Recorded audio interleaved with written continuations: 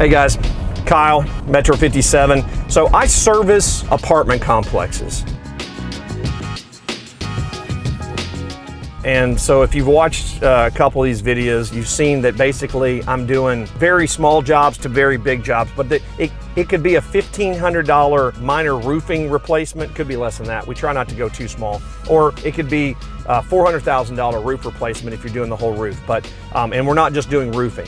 But the problem that most contractors who are not servicing apartment complexes, what they try to argue with is, well, I can't get my margins. Well, you can't get margins like you're working on a house, but guess what?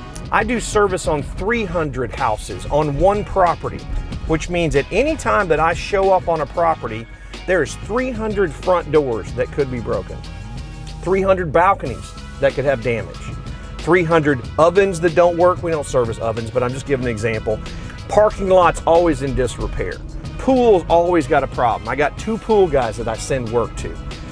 The hidden opportunity here is you have to get your head wrapped around how you work with a client that always has work. These products are 40, 50 years old. They're broken, always. I'm set up to where I try to service the outside. We try not to go on the inside. We service the outside.